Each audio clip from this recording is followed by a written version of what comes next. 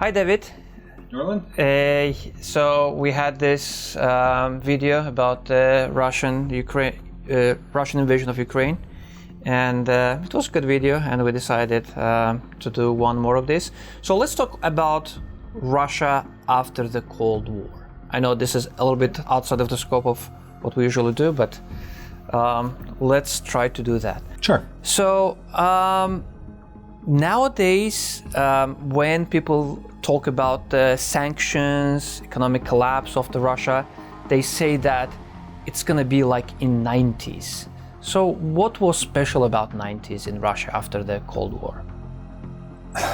It's an interesting question. I would very much say that to speak to what people are expecting now, I think what we're going to see in the Russian Federation at the moment is actually going to be much, much worse over the long term than what was seen in the 90s. We have to keep in mind that the sanctions are very, very harsh. I think it's the harshest sanction regime that's ever been imposed on a country in history, is my understanding. We do need to keep in mind that they are still selling oil and gas, both to the West and certainly into Asia. But in terms of comparing that to the 90s, the economic situation in the 90s after the fall of the collapse of the Soviet Union, the fall of the Soviet Union, the breakup, whichever term that you want to use, was pretty severe. There was a 70-year economy that had been built around state socialism, around the center dictating, creating plans that had been started to be disabled through perestroika and glasnost under Gorbachev in the late 80s. But the actual collapse of the Soviet Union in 91 really did see that entire centralized economy blown apart seemingly overnight, where state enterprises that had never had to compete on a world market, had to compete efficiently, had received massive state subsidies, suddenly had to either innovate or die. And a lot of them just died. Or they didn't, and they just kept producing inefficiently. They paid people at 4 and 5 month intervals. Depending on the industry, there's a lot of sort of wide variety of things. The impact in terms of how that sort of played out was that the average Russian citizen they weren't being paid 4 or 5 months at a time, whereas the senior level bureaucrats that had scooped up ownership, basically who became the oligarchs, were making hundreds of millions of dollars. This idea of returning to the 90s right now, I don't necessarily think that with an industrial collapse in Russia at the moment, that it's going to be people being paid every 4 to 5 months. I just don't think that people are going to get paid. Like if there is a true industrial collapse and an economic collapse in Russia, this is total. This isn't even going to be like the 90s. Okay, so there were a few important events, I think, in 90s, and I remember most of them. But I think the most memorable is 1994 Chechen War, where Yeltsin dispatched, I think it was about 40,000 troops, and they were airstriking Grozny. They didn't achieve any military goals back then, if I remember correctly, but it was quite an event. And there were ceasefire, then the Second Chechen War started. It's basically the same war resumed. And in light of those events, Putin came to power. So why do you think Chechen War happened? So this ties into anybody who's had conversations with me, extended conversations with me about this. In my opinion, the Russian Federation it's almost a false creation. It is this massive, massive country that we call the Russian Federation, but in itself is made up of a series of smaller autonomous republics, of smaller, almost national entities. Very much a carryover from the Soviet Union. Whereas in 1991, with the collapse of the Soviet Union, the formal republics, whether it's the Baltic Republic, Kazakhstan, Uzbekistan, Ukraine, declared themselves independent along the borders and the territories of the actual old Soviet republics. These smaller political entities inside of of Russia remained inside the Russian Federation. If the exhaustion hadn't have been present in 1991, I think the Russian Federation wouldn't exist as it does today. It would have broken up into much smaller territorial political units at that time. One of the Chechnya, the Chechen Autonomous Republic, as it was one of those stronger areas with more impetus to break away. The deportations in the 40s very much set up the Chechen people as second-class citizens, both in the Far East and then after their allowed right of return. After rehabilitation in the 60s, they came back to being second-class citizens in their own ancestral homes. So there's a very strong unified national identity with the Chechens, and they wanted to be independent, just like Georgia, just like Azerbaijan, just like Armenia, just like Ukraine. The Russian Yeltsin and the leadership in the Russian Federation at the time in 1994 knew that believed anyways, that if Chechnya was allowed to break away and declare itself an independent state, then they were going to see something similar happen across the rest of the Federation, and that had to be stopped. Russian military ability in 1994 doesn't seem to have changed a whole lot since then, but certainly the Chechens put up a much more significant fight than the Russians were prepared for. They were completely stalled in 1994. Second Chechen War happened, which was a much more violent and brutal invasion, escalation of the fight to the destruction, pretty much the destruction and leveling of Grozny. But something that did help, as you said, bring about allowing Putin to come to power and sort of consolidate his power in the Russian Federation leading into the 2000s. Yeah, like back then, Putin was the head of the FSB, which is KGB, as we know.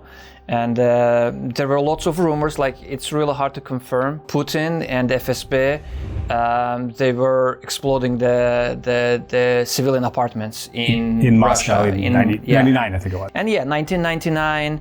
But before 1999, Yeltsin barely won against Zyuganov Communist Party in 1996. I remember I was watching that with my grandfather.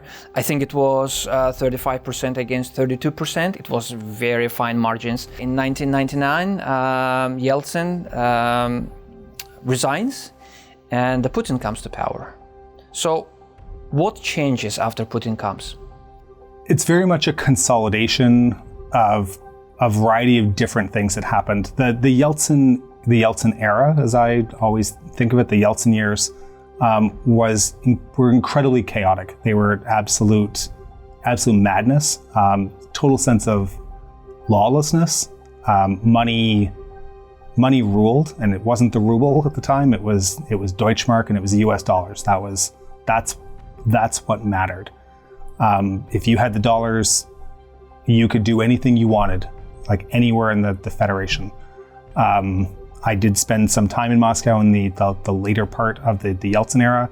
I was offered, whether it was how serious or not, I don't know what it was, but I was offered my own Russian tank.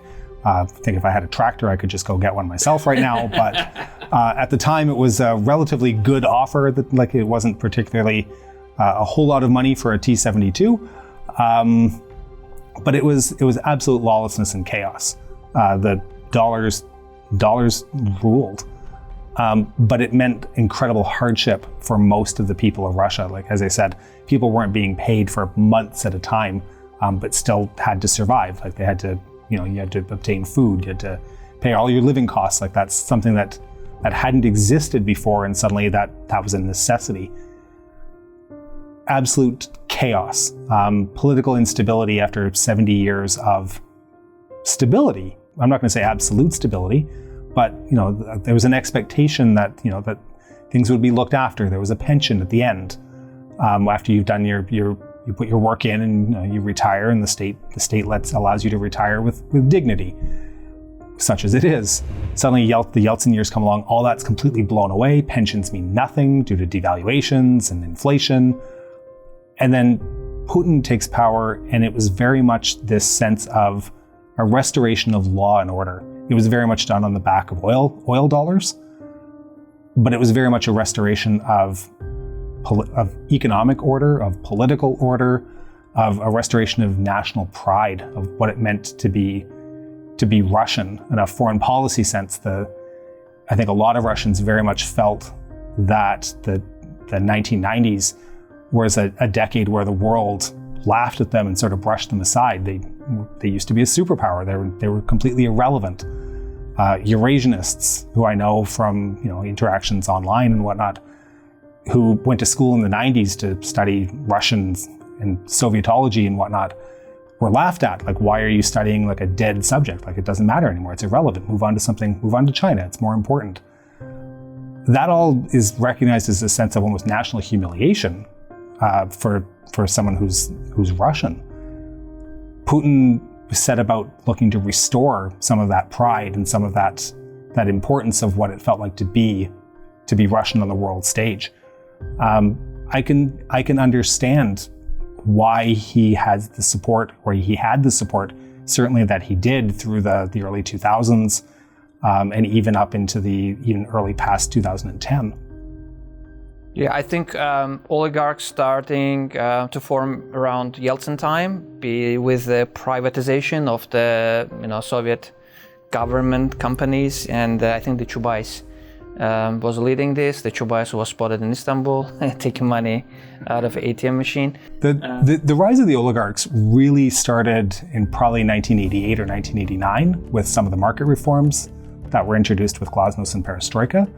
But certainly it positioned the people who became the oligarchs, it positioned them very strongly to really take advantage of things beyond 1991. So Putin comes to power, he's super popular. The oil money started to come into the country.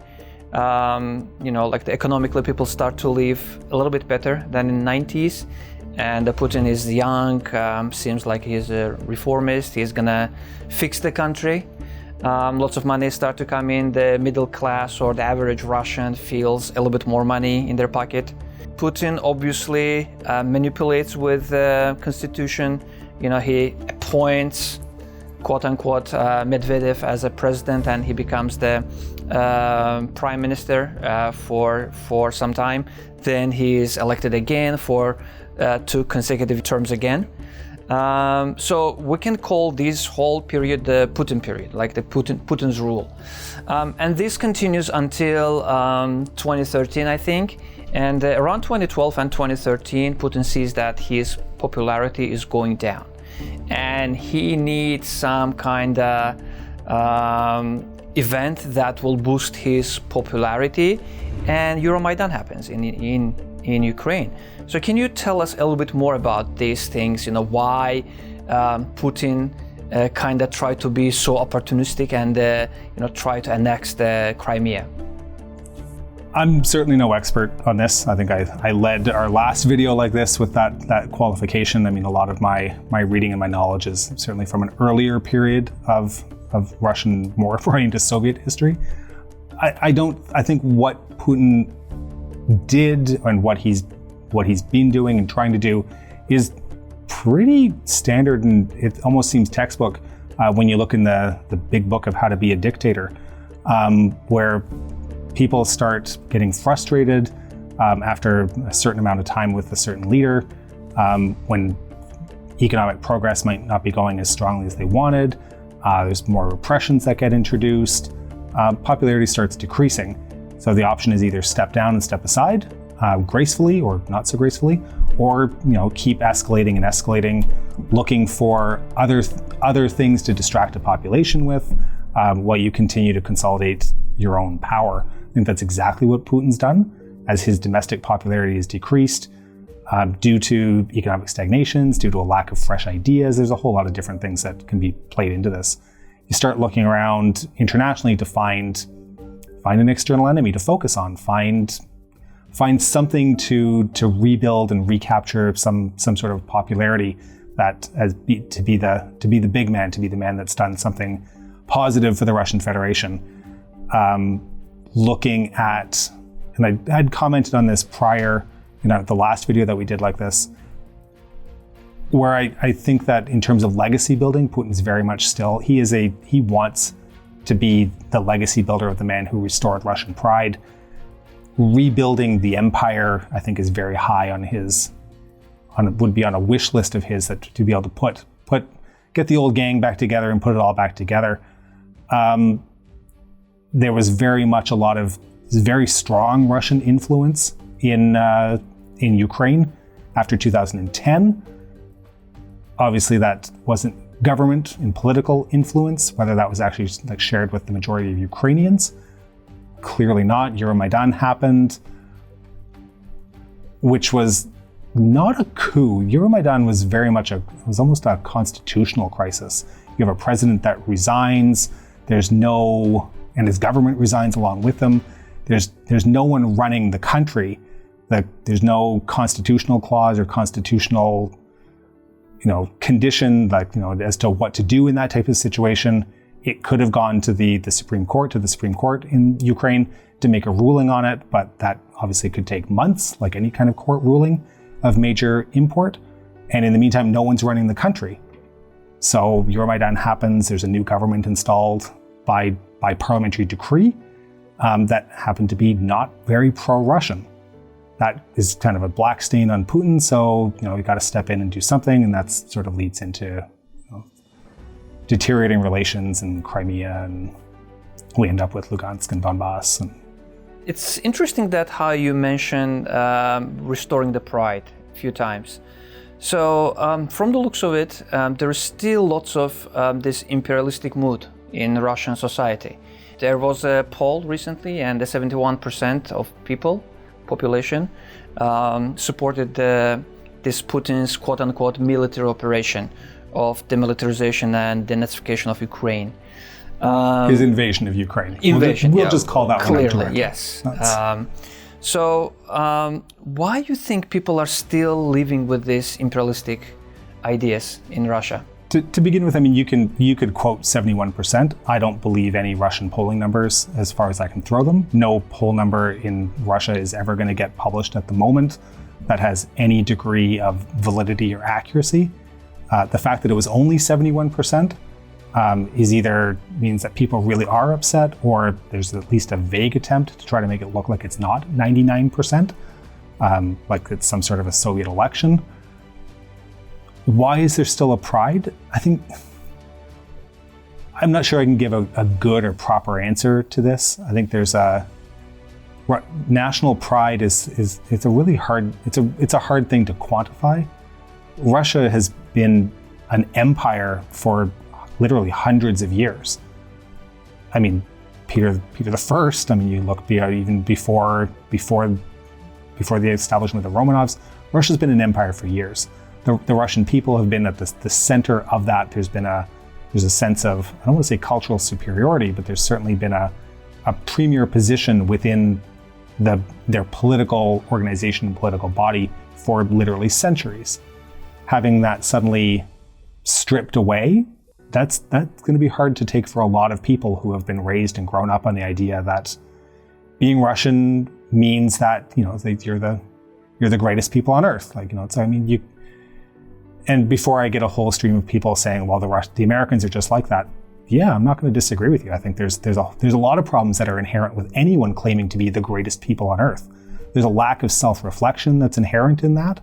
There's a lack of a lot of things that are inherent in that. But restoring idea of restoring national pride simply because you're from a certain nationality is one thing. Restoring national pride while still being able to be self-critical and reflective of your position in the world, that's something else entirely. And one of those is far easier to do than the other. One's a lot harder to get votes for. Okay, I want to ask about your opinion, NATO relationship with Russia and Russia relationship with Ukraine, with NATO. So why it was different in case of Ukraine? Because Russia is bordering with NATO countries. It's Baltic countries plus Poland, if we consider Kaliningrad. So why it was different this time? Because it's about the same distance from Baltic countries to Moscow, like Baltic countries even closer to St. Petersburg, which is the second city and the cultural capital of Russia. Like why it's different with Ukraine? I'll be very clear. I don't think that this special military operation, this invasion has anything to do with NATO. NATO is a pretext. NATO is not aggressively going out and recruiting members. NATO is at its core, NATO is a defensive alliance that other countries need to apply to join. If there are neighboring countries to Russia that are applying to join NATO, and there's a whole lot of them that are applying to join and they're all border NATO and there's no one else applying to join, maybe it's because they want protection from their neighbor who is looking to build national pride and restore national honor and put their empire back together. At the end of the day, this invasion has, in my opinion, there's going to be lots of people who disagree, but in my opinion, this has nothing to do with NATO. NATO is a pretext. If NATO wasn't in the picture, then Moscow would be finding some other excuse to conduct some sort of an invasion, some sort of subvertive methodology, whatever it happens to be in Ukraine. Ukraine is and has been the crown jewel of the empire, that the Russian Empire was for centuries. It's the breadbasket, it's the economic powerhouse. There are deep cultural and fraternal ties between Ukrainians and Russians. There's a lot of intermingling and intertwining that's happened there over the centuries. They're separate peoples, they're unique peoples, but at the end of the day, this has nothing to do with NATO. So this is empire building? This, as far as I'm concerned, that's exactly what this is. All right, so when we're recording this, it is 2 days after 1 month. 1 month of invasion, and from the looks of it, all this invasion stalled. It's almost stalemate, and in some areas, I think the VSU, the Ukrainian forces, are counterattacking. So, what do you think? What we should expect next? I don't know. If we want to go back to the video that the first one question and answer, I never thought that we would get to this point. I thought that. And I'll be the first one to admit I was wrong again. It takes a big host to admit that he can be wrong. I was wrong. Where does this go from here? I don't know. I don't know whether this is Russia slowing down and trying to regroup and put together a new strategy, a new offensive, something along those lines. I don't know if this really is that their shot has been shot and they're done, and this is now the Ukrainians' opportunity to really push them back. I'm really not sure what's going to happen here. There's a wide variety of different scenarios. I mean, we talked about nuclear weapons last time. I still don't think that nuclear weapons are realistically on the table. Chemical weapons, very possibly.